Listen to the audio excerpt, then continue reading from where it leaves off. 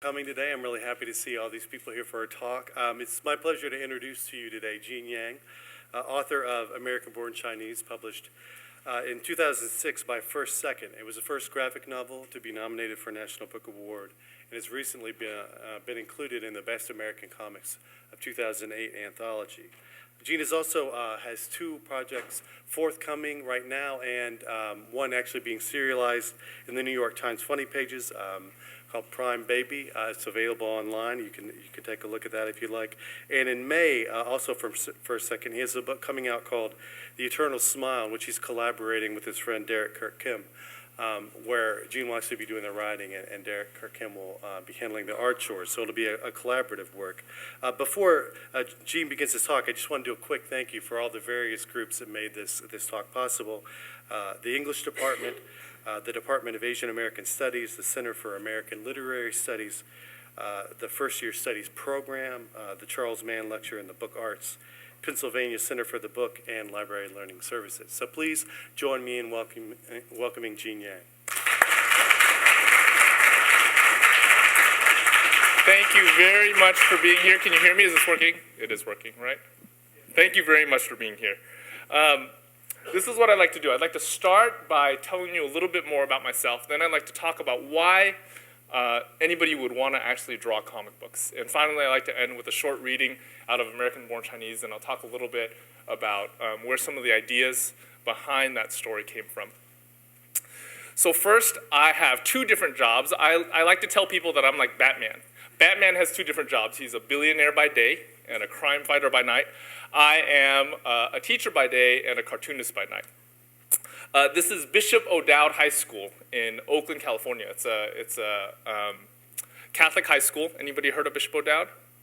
Nobody's heard of Bishop O'Dowd. It's a little too far away. We're best known for our football team and our basketball team.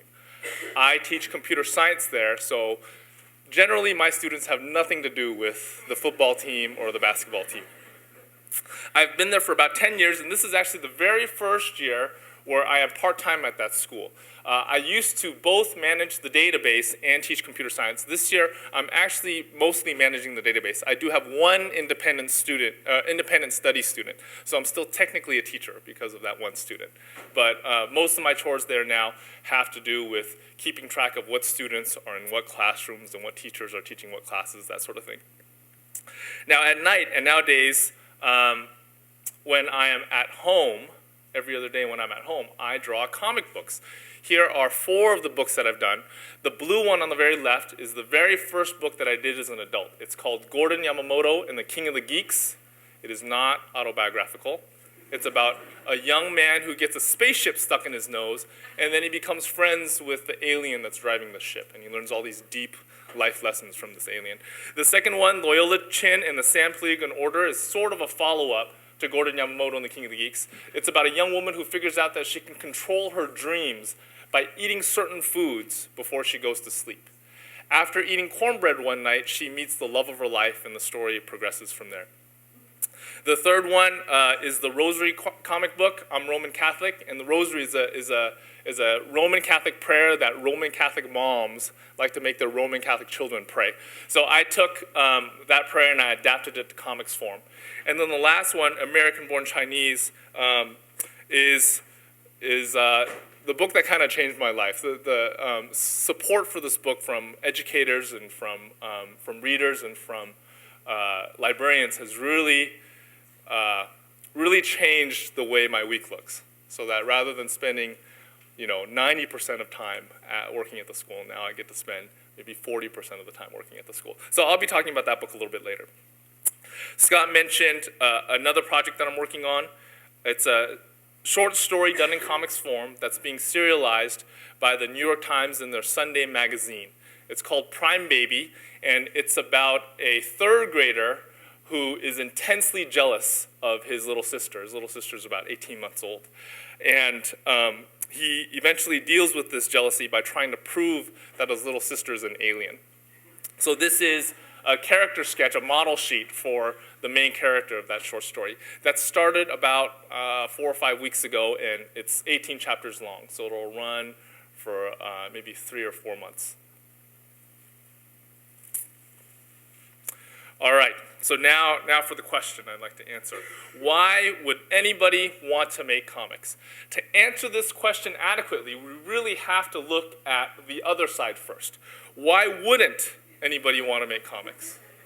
And I can come up with 3 very compelling reasons why you ought to stay away from making comics, especially as a career. Does anybody want to do this? Anybody want to write or draw comics or both? So a couple of you. Okay, so here are 3 reasons why that's a bad idea. Number 1 is comics take forever to make. If you've seen my work, you'll know that I have a pretty simple drawing style. A lot of my cartoonist friends will say that I'm actually just lazy. I don't really do a lot of cross-hatching, I don't do a lot of stippling, and sometimes I even kind of skimp on the backgrounds. Even with my simple drawing style, a page can take anywhere between 4 and 8 hours for me to complete. So if you multiply that by 100 or 200 pages, which is the average length of a graphic novel, it just takes forever. American-Born Chinese took me about 5 years to finish. So comics takes forever. It takes away a good chunk of your life. Second is that it's difficult to make money in comics. This is slowly changing. But when I started American-Born Chinese in the year 2000, my friends and I would go to these comic book conventions, and we'd listen to our favorite publishers and our favorite authors and artists talk about how we were about to see the death of the American comic book, because there was just no money going into the medium. Nowadays, there's been a turnaround, and there's actually a lot of interest in comics and in graphic novels. But even so, most cartoonists, most people who create graphic novels, have some kind of a side job. They're either illustrators, like they'll draw covers for video game magazines or the New Yorker, or they're writers or they're teachers. Most cartoonists have some sort of other job. And finally, the last compelling reason to stay away from comics is that comics don't really make you sexy. Now, when I first started dating my now wife, I waited several months before I told her that I was involved in comics in any way. And after I was pretty sure that we had a relatively steady relationship, I told her, I said, you know, I like to draw comic books. And she looked at me and she said, isn't that for 3rd graders? Why would a grown man do that? Now since then, I've actually converted her into a comic book reader. I did it through 2 books. One is Mouse by Art Spiegelman, which is amazing. And the other one is Why the Last Man. Has anybody heard of Why the Last Man? It's published by Vertigo, which is an imprint of DC Comics. It's about, you've heard of it. It's amazing. It's amazing. It's about this world where all male mammals die in this one instant on this one day, except for one guy. And then the world's kind of thrown into chaos because we lose most of our airline pilots and that sort of thing, most of our politicians. And then the women who are left try to forge a workable society without men. So I don't know what that means that my wife likes that book so much, but she really liked that book. So this is also changing. Comics are slowly becoming sexier, but even so, there's still a social stigma with comic books, with reading comic books. I have some friends, when they read comics in public, they'll put it in between a bigger book, you know, so you can't really see the comic book cover. Not that I'm recommending that. All right, so given these 3 compelling reasons to stay away from comics, why would somebody want to do comics? For me, the answer starts when I was young. I am the son of 2 immigrants. My father was born in Taiwan and my mom in mainland China. They came to the United States for graduate school, met at a library, and fell in love, got married, and had me. Go ahead. Could we turn the lights down a little bit? I really want to see these pictures. Oh, and it's hard to see? So I don't know how to do that, but maybe somebody else does. Growing up, one of the primary ways that I interacted with my parents was through storytelling. They loved to tell me stories. My dad would mostly make up these stories off the top of his head.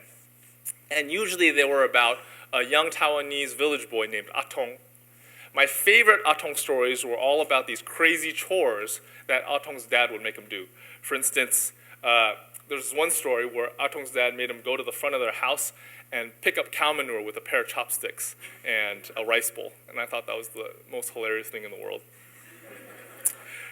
Now, looking back on these stories of my dad's as an adult, I came to a realization. I think he was telling me these stories to get me to be grateful that he wasn't making me do those same sorts of chores. My mom took a more traditional route. Her parents were living in Taiwan at the time, and she asked them to send over a whole bunch of Chinese language storybooks. And she would read to me out of these storybooks at bedtime. So here are some of the covers of some of the actual storybooks that my mom read to me out of. I had a realization about my mom's stories as well as an adult, and that's how different these stories are from some of the more typical stories that most kids in this country hear at bedtime. And here is an example of what I'm talking about. This is an actual storybook that my mom read to me out of when I was like 5 or 6 years old. Now, if you can't see what's happening, there is a young mother who is breastfeeding her own aged, toothless mother while her toddler is crying in the corner. You guys see that? This was a collection of short stories about filial piety. Now, I'm pretty sure if you go to the children's section at your local Barnes & Noble, you will not find an English translation of this book. Of all of my mom's stories, my favorite were about the Monkey King. So how many of you have heard of the Monkey King? So most of you have heard of the Monkey King. That's awesome. The Monkey King is an amazing character. In Asia, he actually fits this really interesting, he's a really interesting part of the culture. I don't know if we have an equivalent. He is both a literary figure like Hamlet and a popular figure like Mickey Mouse. So his story was originally told in this novel written several hundred years ago called Journey to the West. And that novel is considered one of the 4 pillars of Chinese literature. But at the same time, he shows up on lunchboxes, he shows up on Saturday morning cartoons, he shows up in comics. So he's very much a popular figure as well. For a 5 or 6-year-old boy, there are many, many things about the Monkey King that appeal. Number 1, he's a monkey. And number 2, he does kung fu. So he's a kung fu monkey. He also has superpowers like American superheroes. He can call down a cloud from the sky and ride it around like a skateboard. He can grow and shrink with the slightest thought. And my favorite when I was little, he has this giant magic stick that he beats people with. So this stick, just like him, can grow and shrink with the slightest thought. So he normally keeps it about the size of a toothpick tucked behind his ear, and then when he needs to fight, he pulls it out and he thinks about it, and it becomes this staff. So it's amazing. Now, I grew up listening to stories.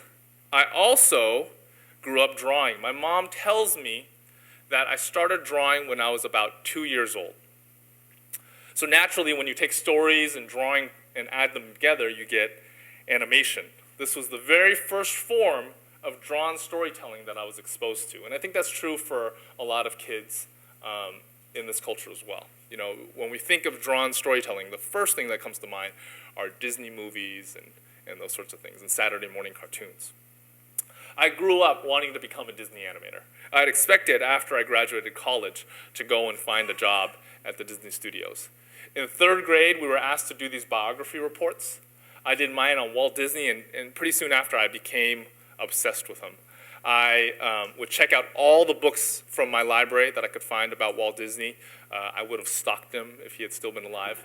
I also had this giant poster of Walt Disney's head hanging in my bedroom. Not his drawings, but his actual head. My friends would come over, and hang out, and they look in and they go, "Why do you have a picture of a creepy old man hanging in your bedroom?" And I'd have to explain to them, that's not just any creepy old man, that's Walt Disney. So I grew up wanting to become an animator. In 5th grade, this all changed on a trip to a local bookstore. My mom took me to a local bookstore. Back in the day, in bookstores, they had these things called spinner racks, which were wireframe racks that carried individual monthly issues of comic books, and you could spin them to see all of them. So I'd noticed them before, but for some reason on this particular trip, this issue of Marvel 2-in-1 caught my eye. They don't really publish this series anymore, but Marvel used to publish the series that paired up 2 different superheroes in their superhero universe that normally didn't get paired up and made them had an adventure. So in this one, the Thing was paired up with Rom the Space Knight. Anybody heard of the Thing? Have you all heard of the Thing? Okay, everybody's heard of the Thing. He's part of the Fantastic Four. He shows up in blockbuster movies. Anybody heard of Rom the Space Knight? All right. So if you raised your hand for that question, you're like a hardcore card-carrying nerd. In a good way, in a good way. Rom, for the rest of you normal people, is the superhero that dresses up like a robot and he fights crime in outer space. History just hasn't been as kind to Rom, so he no longer has he's not in movies and he no longer even has his own series. In any case, I saw this, I found this cover amazingly intriguing. I brought this up to my mom and I said, Mom, please let me buy this comic. And she said, no, absolutely not. Those two characters on the cover look really, really scary, and if you read that book, you'll just get nightmares. So she made me put it back. I was really sulky. So instead, she bought me this. This was the latest issue of Superman. Now, Superman is every parent's favorite superhero. First, unlike the Thing and Rom, he's not scary looking at all. He's actually pretty good looking. Second, he wears bright primary colors. And third, he always does the right thing. He's like this giant flying Boy Scout. I took this comic book home and I read it. To this day, I have no idea what the story in that Thing and Rom book is all about. But this story, it was 1984 at the time that my mom bought this for me. And in this story, the atomic bomb drops in 1986. It kills off most of the world's population, and the few remnants of society who are left form these feudal-like communities that are pretty lawless. So a group of men decide to get together, dress up in medieval-style armor, and ride around the countryside on these giant mutated dogs fighting crime. Superman is one of the survivors, so he teams up with these atomic knights. That's what they're called, the atomic knights. In the last few pages, it's revealed that this whole story is just a dream that Superman is having in the Fortress of Solitude. But that didn't stop this book from completely freaking me out. I lost several nights' sleep over this book. I stayed up late nights thinking about the atomic bomb, which was huge in the 80s. I thought about Superman and giant mutated dogs. I also stayed up thinking about comic books. This book really got comics under my skin. It demonstrated for me how this combination of words and pictures could really achieve effects that neither words nor pictures could achieve alone. So then in high school, I had this dilemma. When I became an adult, did I want to draw comic books or did I want to do animation? We've already talked about 3 compelling reasons to stay away from comics. So let's compare this to animation. It takes forever to make a comic. It actually takes more than forever to make animation. Animation is a really, really labor-intensive art form. I have a friend who used to work at Pixar. He worked on A Bug's Life, which I'm sure you've all seen. In A Bug's Life, there's this scene where all the bugs get together and they push this giant fake bird out of a chute. You guys remember that scene? That took him 6 months. That was 6 months of my friend's life. He told me about his workday. He said that in the animation industry, the 10-hour workday is standard. So at the end of his 10 hours, his director would come in, look over what he did, and he'd say something like, that one bug's arm, you have it going like this, I like to see it go like this. And that's what he'd have to do the next day. So it's very tedious, very time-consuming. On this particular comparison, it seems like comics wins. Comics might take forever, but it doesn't take as long as animation. Second, with comics, you'll slowly starve to death. Not so with animation. With animation, you can actually make a living. That same friend who worked at Pixar, he actually had health insurance, which is virtually unheard of in comic books. And third, comics don't make you sexy. Animation might not make you sexy, but it makes you a lot sexier than comic books. I guarantee you, if you are trying to impress somebody, it's much easier to impress them by telling them that you worked on The Lion King than by telling them that you draw Rom the Space Knight. So for these comparisons, animation wins 2 out of 3. There's one more comparison that I think really tips things over to comics, at least for me, and that's this. Animation, because it's so labor-intensive, is usually created by a team. Comics, even though it's labor-intensive, it's still manageable enough for a single individual to create the whole thing from beginning to end. And because of that, because a single person, a single artist, a single storyteller can be in control of every single aspect of that story, of that comic book. I think comics is a very, very intimate medium. I would actually even argue that comics is the most intimate medium, even more intimate than prose. I make this argument in front of librarians sometimes, and I get these dirty looks, but I'm not getting any today. Let me explain to you what I mean by this. So I have 2 different pages up here from 2 different works. On the left is a page from David Copperfield by Charles Dickens, and on the right is a page from The Rabbi's Cat by Joan Safar. Now, I'm sure a lot of you have read David Copperfield. Has anybody read The Rabbi's Cat? The Rabbi's Cat is great. I bet they have it at this library here. I'm guessing. But it's about this cat who's owned by a rabbi. One day he swallows the family parrot, and he gains the ability to speak. So he starts talking. Pretty soon, the rabbi and his family realize that all of the words coming out of this cat's mouth are lies.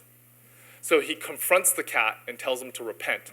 And then for a good portion of the first volume, the cat tries to convert to Orthodox Judaism under the rabbi's tutelage. It's this really cute, really, really beautiful book. In any case, when you compare these 2 pages, I think you really see the difference between these 2 media, between comics and prose.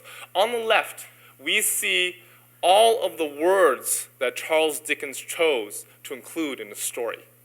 But all the visual artifacts on the page, the font, the size of the text, the color of the page, the color of the ink, the margins, none of that has anything to do with Charles Dickens. Those are all decisions that either his publisher or the printer made.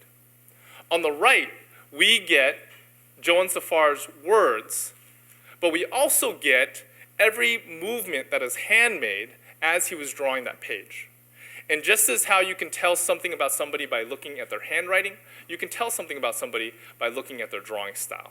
So every visual artifact on the page on the right expresses something about Joan Safar. It's some decision that he made. Every color, every squiggle, every line quality, even the way he lays out his panels, even the choice of 6 panels on that page, tells you something about Joan Safar.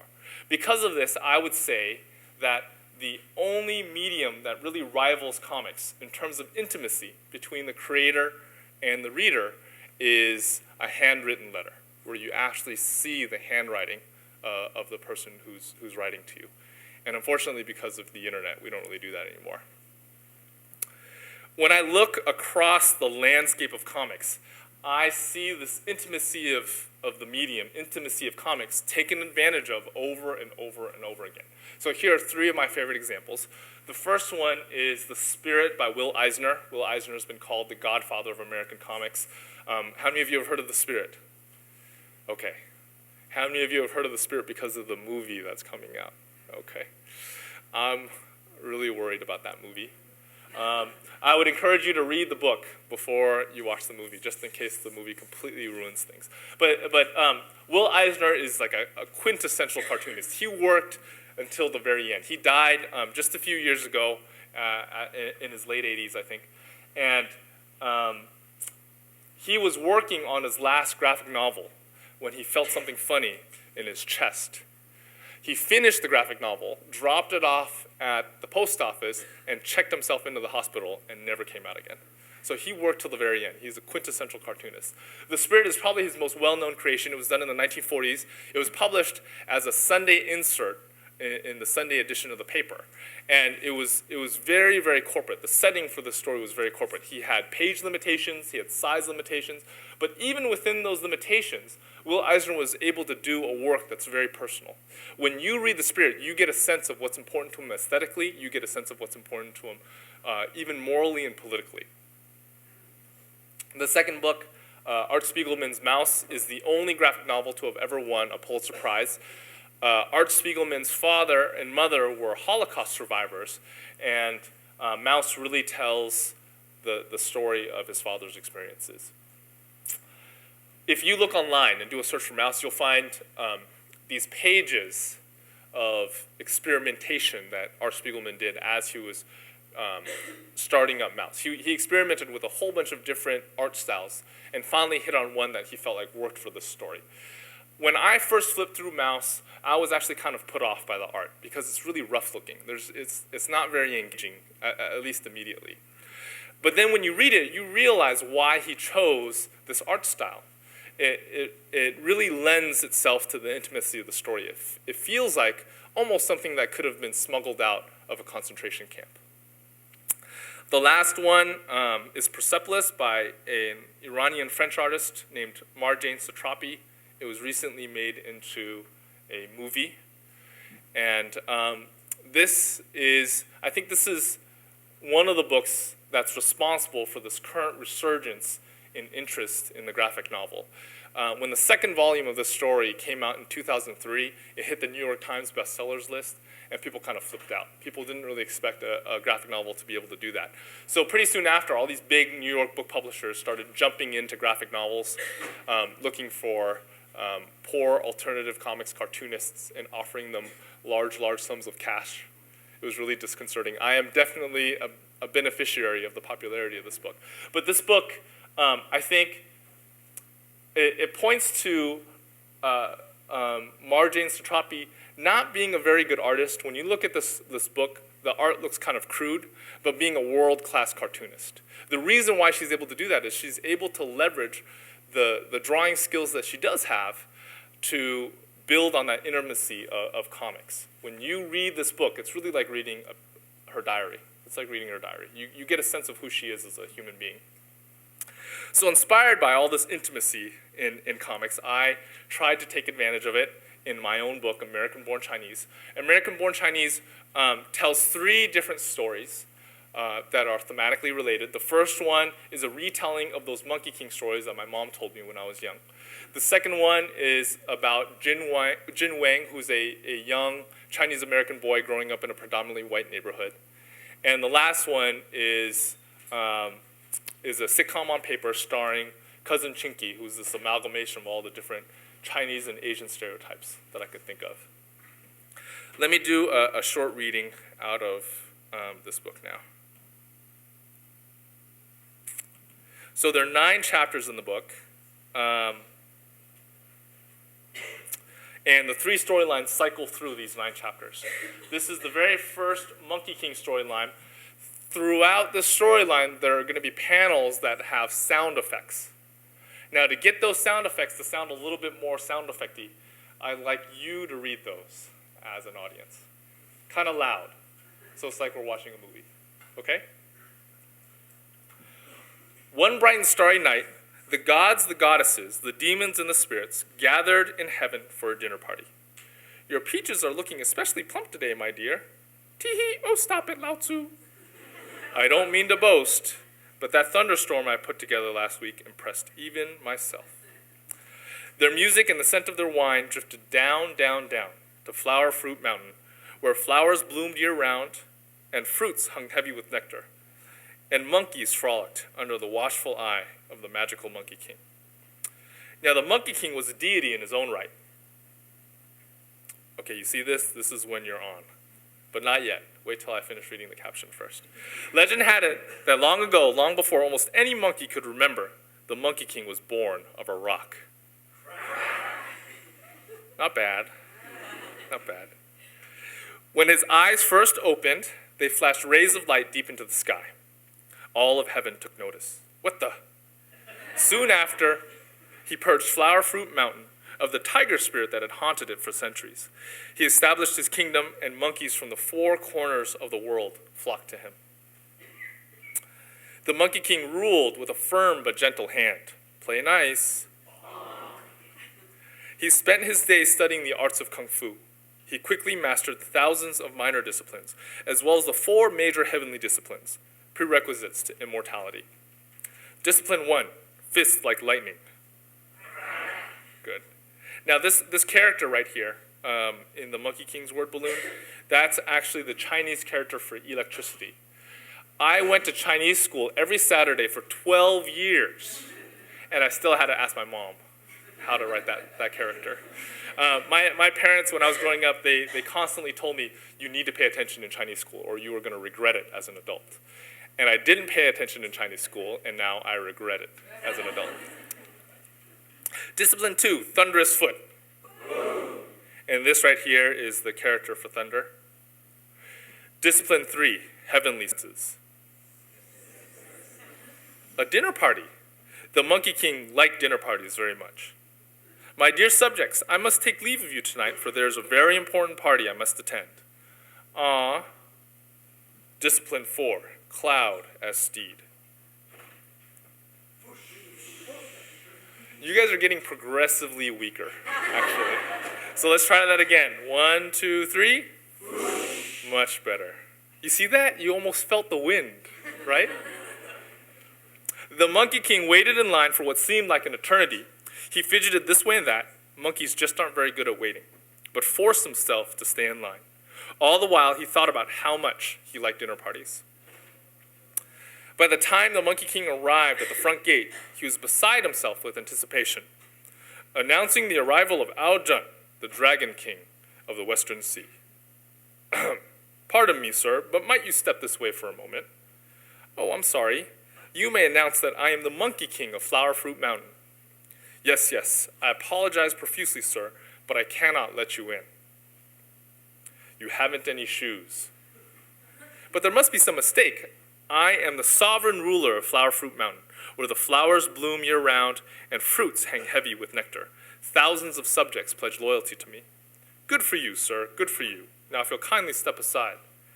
You don't understand. I, too, am a deity. I am a committed disciple of the arts of Kung Fu, and I have mastered the 4 major heavenly disciplines, prerequisites to immortality.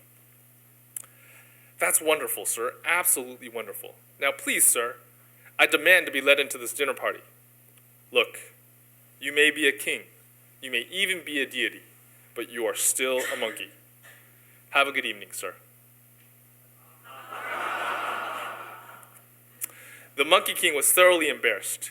He was so embarrassed, in fact, that he almost left without saying a word. But on second thought, he decided that perhaps saying one word would make him feel better. Die! Okay, now you know how in songs there are like drum solos and guitar solos? This is the sound effect solo that's coming up. So this is all you. Ready?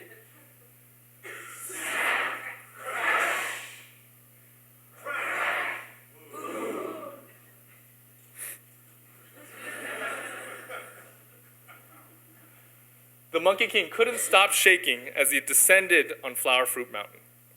When he entered his royal chamber, the thick smell of monkey fur greeted him. He'd never noticed it before. He stayed awake for the rest of the night, thinking of ways to get rid of it. All right, so that's the first chapter. The second chapter is about Jin Wang. And I think I'm not going to read out of that because I want to leave some time for questions. I'd like to do another reading out of the third storyline, which is the Cousin Chinky storyline. This is by far the most controversial part of the book. This book was published in September of 2006. A couple months before that, my publisher sent out review copies to all these different independent bookstores all over the nation. There were several Asian American bookstores that refused to carry the book after flipping through it and seeing this particular storyline. Now, they changed their minds after they actually read the book, but I wanted to talk a little bit about where this character came from before I do the reading. I got married in the year 2000. Actually, let me not do this yet. I got married in the year 2000. A couple months before I got married, I went back to my parents' house and I cleaned out my old childhood bedroom. Now, if you were to look at that bedroom today, you would not think that I ever cleaned it out, but I swear I did. While I was cleaning out this bedroom, I came across this notebook that I kept when I was little. So when I was like in 2nd or 3rd grade, I kept this notebook of all these silly little like writings and drawings and that sort of thing. This is the table of contents for that book. Here is an example of one of the cartoons I did in this book. It has 2 horses. One horse asks the other one, "Can a horse fly?" And the second one says, "No." And then above them, a horsefly, which kind of looks like a little horse with wings, says, "How dumb horses are these days." Now, in this notebook, I found this particular cartoon. Oops, not this. This is silly poems. I think back then I thought a poem was a sentence where every word started with the same letter. But I found this particular cartoon.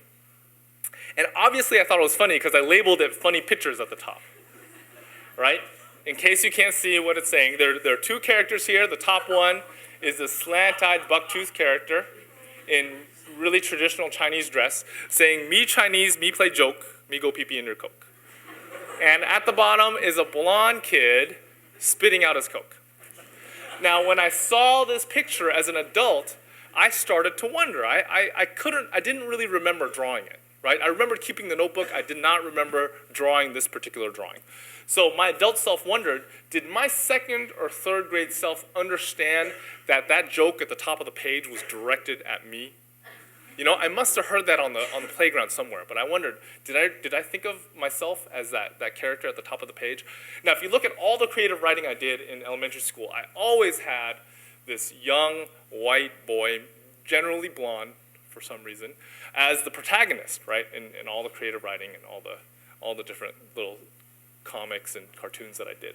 So my guess was I probably thought of myself more as this kid on the bottom spitting out his Coke. Right? I probably identified more with this kid at the bottom than I did with the character at the top. So that I found intriguing. The Chinky storyline really is me taking these two characters that I found in a notebook that I kept when I was in second or third grade and fleshing them out into real characters. The main character's name is Danny, and he's basically like this character at the bottom of the page. And then Cousin Chinky is obviously the character at the top. So like I said before, this is a sitcom on paper. Along the bottoms of some of the pages, or the panels, are either a laugh track or a clap track, right? So for this one, I don't want you to handle the sound effects. I would like you to handle either the clapping or the laughing. So it sounds like we're, actually watching a sitcom. Ready? Everyone loves Chinky.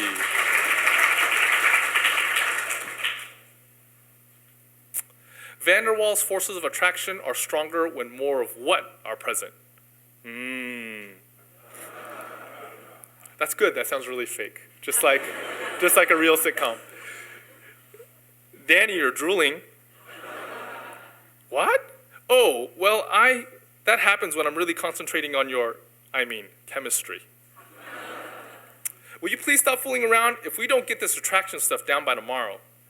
You know, Melanie, since we're on the topic of attraction, I've been meaning to talk to you about something. I've actually been hoping... Danny! Hold that thought. Yeah, Ma. I have some exciting news. Guess who's coming to visit? Who? Your cousin Chinky. Thud. I knew you'd be excited. Your father went to go pick him up at the airport. He should be here any minute now. Danny, who's cousin Chinky? Hello, America!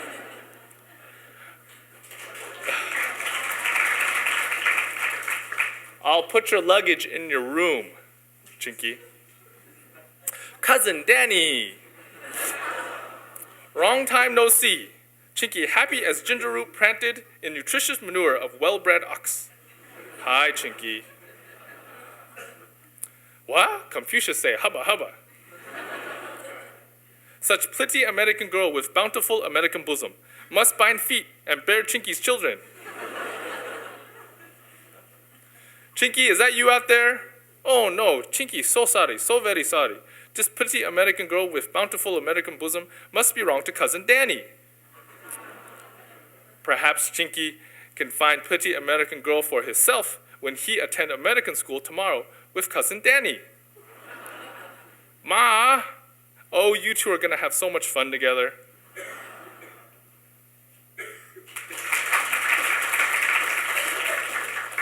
So that's the end of chapter 3. After that, all the storylines rotate through the book.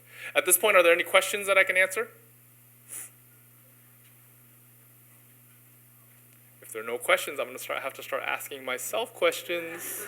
I'll sound like a crazy person. Go ahead. Tell us more about Chinky. Tell you more about Chinky?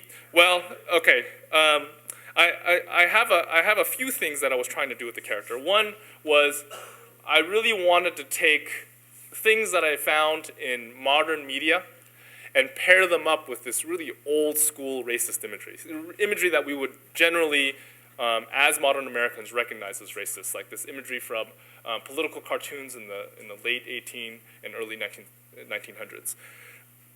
So you know, his cue, the long thing in the back of his head, and his dress is really pulled from these old sources.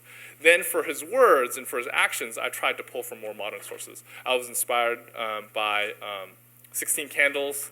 Long Duck Dong is the character in 16 Candles, which is considered an 80s teen classic. He's something of a sore spot for Asian American men around my age. We hate him because our classmates would go and watch this movie and then come back and say, "Come on, say what's happening, hot stuff. Come on, just say it." And we found it horrible. And I also pulled from a political cartoon that was released in the year 2000 during the Chinese spy plane crisis. There was this political cartoonist named Pattee Library, who's very successful, has won the Pulitzer Prize. He did this cartoon of Uncle Sam visiting this Chinese restaurant. And Uncle Sam is served by a slant-eyed bucktooth waiter a plate of crispy fried cat gizzards with noodles. So I took crispy fried cat gizzards with noodles and I stuck them in my book. I think that a lot of times folks encounter these sorts of things like Long Duck Dong and the Pat Oliphant cartoon, and we don't necessarily connect it to this old school racist imagery from the late 1800s and early 1900s, even though it's deeply connected, you know, even though they really draw from the same well. I think there's a disconnect there in the American consciousness where we kind of think it's just harmless and funny without realizing that it actually pulls from this deep source. Go ahead. So why create a stereotypical character like Chinky? Well, I think in a sense, I wanted he's sort of an exorcism for me to get him out on this page. Now, if you read the book, he gets beheaded at the end. So it's sort of my way of putting all these stereotypes that have bothered me for so long, sticking them in a book, and then taking his head off. And it's also to explicitly connect modern words and actions with old imagery. You know what I mean?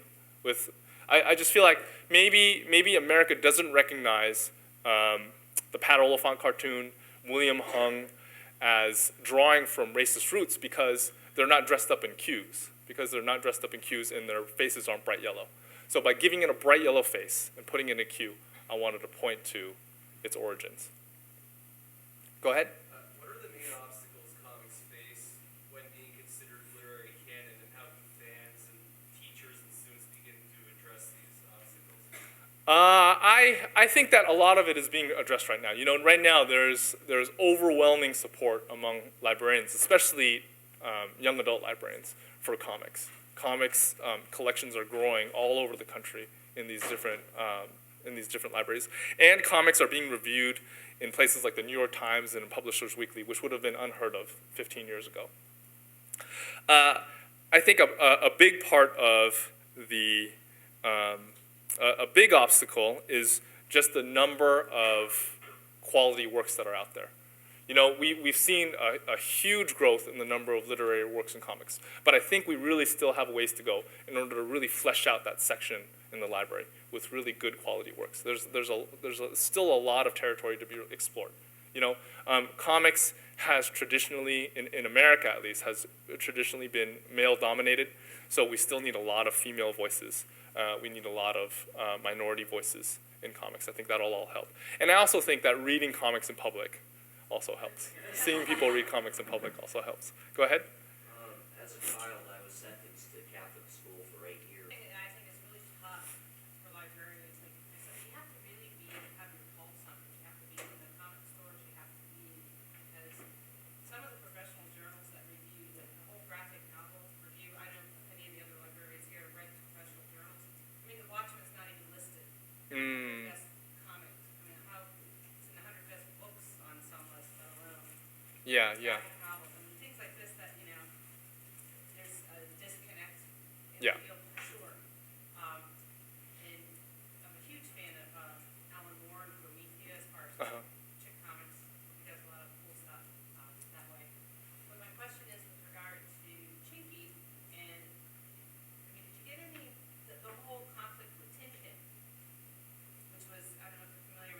Yeah, with News, Tintin in the for Congo. 6 Yeah, months yeah, that they're yeah, pulling Tintin out of book yeah. publishing and so on for the same kind of thing. Yeah. I think I've gotten a few different reactions to Cousin Chinky. One is folks will come up and say, you know, those chapters were really difficult for me to read. It made me really uncomfortable, and I think that's kind of what I was going for. And then other folks will say, you know, I found those chapters really funny, but I felt weird laughing about it at What's them. the difference between like Chinky and Tintin is you're trying to be? I think Tintin is just so yeah, I think stereotype of the time. like I personally think that that I'm race. looking at the dog in Tintin. I'm not even paying attention. Yeah. I know. I personally think. I mean, I think racism. I mean, racism is a source of humor, and I think it can be a source of humor in two really distinct ways. I think one is we can see those racist ideas as funny because they're so ridiculous, and another way is we can think that racism is funny because it's true, because we think it's true, right? And I think we as a nation are still struggling with where that line is. Like the Dave Chappelle show, I'm sure you've all seen. The reason why he stopped making that was because he was trying to approach topics on racism from that first way, from making fun of the racist ideas themselves. But he got increasingly more and more worried that people were laughing at it because of the second reason, because they thought it was true, because they thought it was somehow a mirror of reality. And that's a tension that I struggle with as well. When American Born Chinese first came out, it was released as a mini comic and as a web comic, and it had these really small readerships, mostly made up of seasoned comic book readers. And I felt like at that point, I didn't really worry about the Cousin Chinky character, because I thought most people who are going to read this will understand where I'm coming from. Now, since then, it's gotten this wide readership, and I think most readers still understand where I'm coming from. If they're laughing at it, I think most readers are laughing at it for the right reasons. They're laughing at it because of the sheer ridiculousness of what he represents. But every now and then I do get folks who give me a reaction that makes me really uncomfortable. Like they'll say, "Oh, Cousin Chinky's so cute. You should put him on a T-shirt," and I would wear it. Things like that make me really uncomfortable. And I've thought that if I had known at the time that it would have such a wide readership, I would have tried to make Chinky a little bit more monstrous, to sort of emphasize that he's actually meant to be extreme. Go ahead. I'm just wondering, now that you're here, have you read any of Penn State's old comic book artists? Have you read Penn State stuff? I don't think I have. No. Sorry. Okay, is that a mini comic or is that self-published or? Okay, Well-Dressed Bear. All right, I will. Go ahead.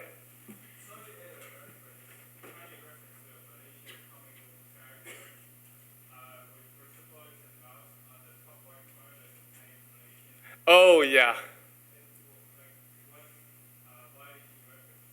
Lot.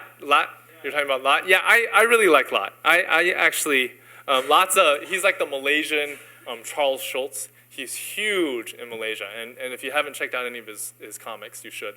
His name is just L-A-T, and that's it. I actually didn't build that part of the slide. That was actually put together by my publisher, and they're doing a translation of Lot's books. So I think what you were picking up on was them trying to subconsciously get you to buy their book. But I really admire Lot. I think there's an honesty and an integrity to his work that I really respect. Go ahead. How is your night job working your day job? Well, when I started teaching, I started comics and teaching at about the same time. When I started teaching, I would make sure on the first day of every class to tell the students that I made comic books, because I thought that would make me really cool. But it did not. It did not make me cool at all. The students would just give me funny looks. And they kind of, at that point, the comic book industry was really in the dumpster. So they kind of reacted the same way my wife did when I told her that I drew comics. They said, I used to read those when I was a second grader, and things like that. So eventually, I just tried to keep those two worlds separate. I tried to keep my teaching world and my cartooning world separate. And now they've slowly merged again. I've used comics in my classroom, in an art class that I taught. I taught a computer art class, and we did 4 sections. One section was on comics. I've also used them as lecture aids in a math class. I would draw out really quick comics explaining some of the more difficult material. So they've integrated that way. But every now and then I'll get a student say, oh, you should write me into one of your books, and I never do, because they would be unhappy with me if I did. Go ahead. I'm intrigued by the comparison you made to prose and the idea of intimacy in the comics. 2 questions about that. One is, how then do you feel about the comic book industry, where every job is compartmentalized, and you have a letterer, you have a... Like mainstream superhero comics. Yeah, mainstream spandex things.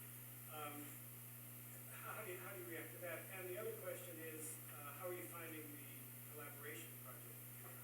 Yeah, for the first one, I think there's a place for it. I think it's a little more difficult to come up with works of quality when you're working in that sort of environment. Not that it doesn't happen. I think it definitely happens, but I think it's just more difficult. Generally, it seems to me with comics, the more hands you have working on a project, the harder it is to get that project to be good. But it seems like in mainstream comics, a lot of the best work is still driven by a single vision. Like Watchmen was really driven by Alan Moore. Alan Moore actually did all of the page layouts himself. So Dave Gibbons was really just doing the finishes. So that's what I think about mainstream comics. With the collaborative project, Derek and I have been friends for a really long time. So I think that as a comic done by an individual is an expression of that individual, you can also have a comic that's an expression of a relationship. That's what I'm hoping, but we'll see when it's all done. I'm hoping that it'll sort of show the character of my friendship with Derek. Go ahead, in the back. How are you able to break into comics? How did you get your first story published? I think right now is a really exciting time, not just to be in comics, but to be in media in general, because of the way technology has changed the landscape. The way I did it was I started by self-publishing. I self-published, and I did mini comics, and I did web comics, and eventually I got the attention of a publisher. And that seems to be a very, very common story now with comics. Most people start off by just doing their own stuff. Doing your own stuff, self-publishing, really gives you an idea of what the entire process is like, from creating the work itself to the printing, to the distribution, to collecting money. It gives you a view, a really broad view of how the industry works, and I think that's really valuable. And I think that principle of doing it yourself first, gathering in an audience, and then figuring out how to get broader financial support translates to all other media. A lot of musicians nowadays will start by releasing music on the web. We Need Girlfriends, have you all seen We Need Girlfriends? It's a web television show that 3 guys who lost girlfriends got together and they made this web television show, and now it's been picked up by CBS. So it seems like that's a very common thing now, is for folks to start by doing the entire thing themselves and then eventually getting broader financial support. Go ahead. Without having a team or any sort of structured environment, when you first initially come up with an idea, how do you stick with that idea and not just, completely go with something else?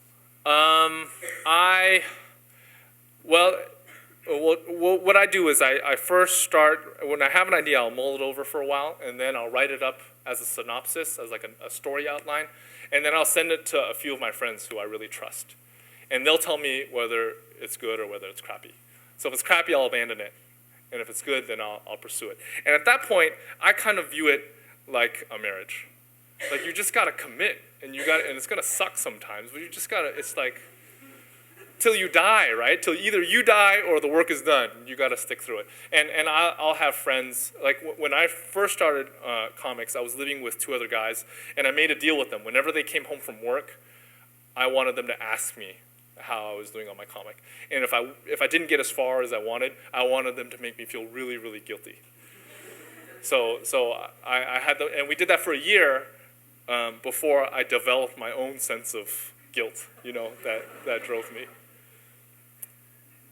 Go ahead. Are you thinking as big as movies? Because I mean, every other movie that comes out these days is either Marvel or DC, based on comic book Sin City, Yeah. The Spirit. Are you thinking as big as that, or are you just content? Yeah, comic book conventions now are crawling with movie agents. And you can always tell. There's like a slight sleaziness to them. I've been talking with, I've had some talks with folks in the movie industry about adaptations and those sorts of things. And it really freaks me out a little bit. Like I'm very hesitant about it. If I ever were to do, if I ever were to have one of my works adapted, I would want it to be kind of like a movie version of how I did my comic. Like I would want it to be like some sort of, like an independent producer, an independent director on a shoestring budget, kind of doing the movie version of mini comics. That's what I'd like to see. So I've had some talks with folks that are like that, but nothing's gone anywhere yet. Do you fear that if it become like Madagascar, it would become a big cauldron, so comic book together? Yeah. You would. More like American Splendor, though. Yeah, that would be awesome. If it was more like American Splendor, that'd be awesome. Go ahead. When you told this Chinese traditional hotel monkey, I'm wondering why did you decide to replace the original hotel? Uh-huh. And actually, I have two other questions about this. I noticed there are some red seal stamps. Uh-huh. How about the page, and I'm not sure if there's a special thing or if there's Yeah, sure. So for the first, go ahead. The Backdoor Boys? Yeah. For the first question, when I looked into doing my own adaptation of the Monkey King, I looked around at what was there, and I realized that in Asia, there are tons and tons and tons of Monkey King adaptations. You know, almost any cartoonist worth his or her salt working in Japan or China or Korea has done something with the Monkey King. Like Osamu Tezuka, the god of manga, has done his own version of the Monkey King. And I just got really intimidated. I thought, what could I do? What could I add to this body of comics work that is already dealing with the Monkey King? In the end, I hit on this idea that I could do something that none of those other Asian artists could do, and that was to do an Asian American retelling of the Monkey King story, because they're not Asian American, right? So the way I did that was I wanted to combine Eastern and Western stories. So I took the Monkey King story and I threw in Judeo-Christian elements into it, or even just Western elements into it. So one is, in the original story, the deity that confronts the Monkey King is Buddha, right? It's at its heart, it's a Buddhist tale. And I took the role that was originally given to Buddha and I gave it to like a Chinese-ified version of the Judeo-Christian God. And the words that come out of his mouth are paraphrases from the Psalms. The second way is, in the original, it was the Buddhist goddess of mercy that comes and talks to the monk. And I gave that role to these four figures called the ox, the eagle, the human, and the lion, which within Christian thought are considered to be, they're from the book of Revelation, and they're considered to be considered to be symbols of the four Gospels. But what I've been told is that they're actually much deeper than that. That they actually, their roots date back to Western pagan literature that predates the Bible. So they're deeply, deeply Western figures. So I wanted to take Western, Eastern, and mash them into one, because I feel like that's what Asian Americans are. The second, for the chops, those chops are sort of indications of what storyline you're in. So there are three different chops that are used throughout the story, and they're written in this really old school Chinese. At least that's what the chop maker told me. He could have just been making it up, and I would have no idea. But I went to San Francisco Chinatown to get those made. And the last story with the Backdoor Boys, I think the Backdoor Boys is a YouTube phenomenon. I think they offer a really good contrast to William Hung. Both the Backdoor Boys and William Hung are these Asians and Asian Americans interacting with pop culture. But from my view, it seems like William Hung was being used by American pop culture to be funny. And the Backdoor Boys were using American pop culture to be funny. So I think maybe one more question? Okay, go ahead. I'm also American-born Chinese.